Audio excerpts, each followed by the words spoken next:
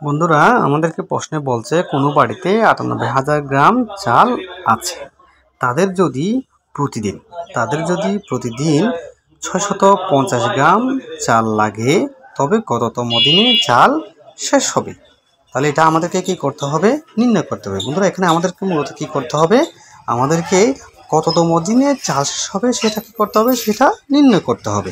আমরা লিখব ৬৫০ গ্রাম চাল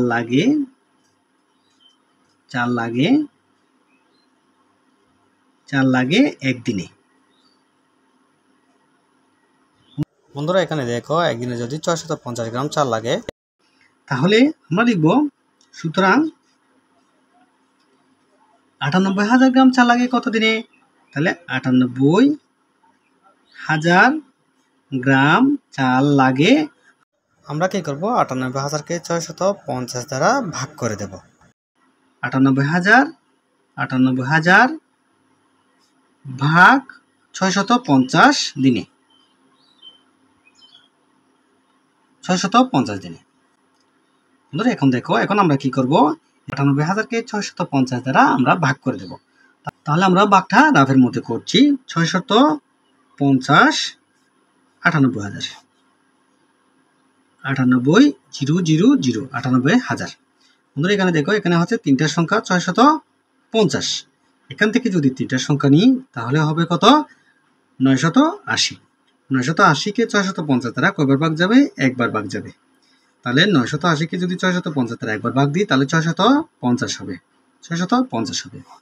এখন আমরা কি করব? ৯৮০ থেকে ৬৫০ বিয়োগ করে দেব। ০ থেকে ০ বিয়োগ করলে এখানে হবে ০। ৮ থেকে যদি আমরা ৫ বিয়োগ করি তাহলে হবে ৩। ৯ থেকে ৬ বিয়োগ করলে হবে কত? ৯ থেকে ৬ বিয়োগ করলে হবে ৩। বন্ধুরা এখন দেখো, এখানে ৩৩০। ৩৩০কে ৬৫০ দ্বারা ভাগ যাবে না, যেহেতু ৬৫০-এর চেয়ে ৩৩০টা ছোট। আমরা কি করব? উপর থেকে একটা শূন্য নিচে নিয়ে আসবো। উপর থেকে যদি একটা শূন্য নিচে নিয়ে আসি তাহলে ৩৩০০ হয়। ৩৩০০ থেকে ৬০০ দ্বারা যদি আমরা ভাগ দিই তাহলে কয়বার ভাগ যাবে? বন্ধুরা দেখো, এখানে আমরা যদি ৫ বার ভাগ দিই তাহলে ৫-এর ০ হবে। ৫ ৫ কত? ৫ ৫ হবে ২৫। ২৫ থেকে ৫টা আমরা এখানে বসাবো। হাতে আছে কত? হাতে আছে ২। ৫০০ কত? ৫০০ ৩০। ৩০ আর ২ কত? ৩২। ৩০ আর ২ হচ্ছে ৩২। আমরা পেলাম কত? ৩,২৫০। এখন আমরা কি করব? ৩,৩০০ থেকে ৩,২৫০টা বিয়োগ করে দেব। তাহলে ০ ০ ০ ০ থেকে ০ বিয়োগ করলে ০। তাহলে এখানে আছে ০। ০ থেকে ৫ বিয়োগ যাবে না। আমরা কি করব? এই যে ৩ থেকে একটা ১ এখানে দাঁ দেব। ৩ থেকে যদি একটা ১ এখানে দাঁড়ি তাহলে এখানে হবে ১০। ১০ থেকে যদি ৫ বিয়োগ করি তাহলে হবে কত? ৫। এখানে আছে ২। ২ থেকে ২ বিয়োগ করলে ০। ০ বসাতে হবে না। ৩ থেকে ৩ বিয়োগ করলে ০ ০ বসাতে হবে না। বন্ধুরা এখন দেখো, এখানে আমরা কত পেলাম? এখানে আমরা পেলাম ৫০। বন্ধুরা দেখো, ৫০কে কিন্তু ৬৫০ দ্বারা ভাগ যাবে না। আমরা কি করব?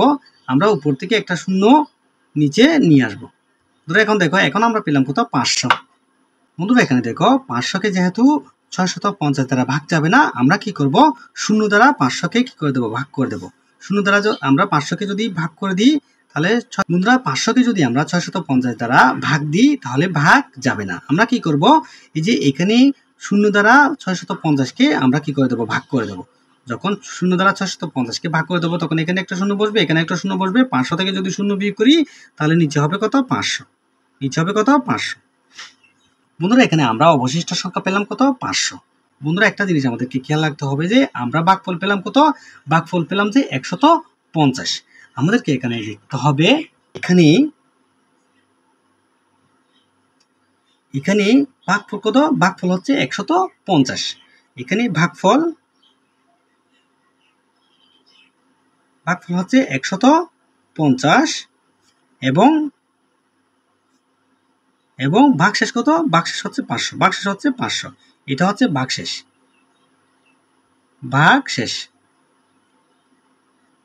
এটা হচ্ছে ভাগশেষ এবং ভাগশেষ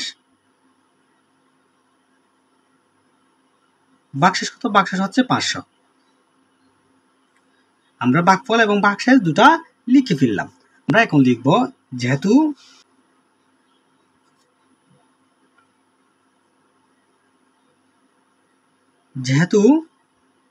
১৫০ 150তম দিন চলার পরও 150তম দিন চলার পরেও 500 গ্রাম চাল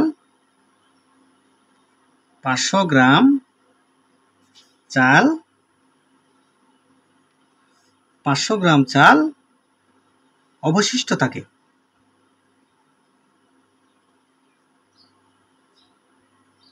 অবশিষ্ট থাকে 150তম দিন চলার পরেও 500 গ্রাম চাল অবশিষ্ট থাকে।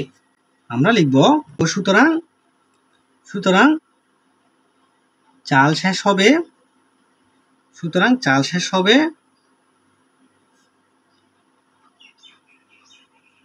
হবে বন্ধুরা আমাদেরকে প্রশ্নে বলছে উত্তর ক্রমবাচক সংখ্যায়। যেহেতু আমাদের কাছ থেকে উত্তর ক্রমবাচক সংখ্যায় চেয়েছে, আমরা সেহেতু লিখব চাল শেষ হবে 150 যোগ 1, এখানে বন্ধনীমুক্ত করব দিনে, 1তম দিনে সমান 151তম দিনে। চাল শেষ হবে কত? 151তম দিনে। আমরা আমাদের কাঙ্ক্ষিত ফলাফলটি পেয়ে গেলাম।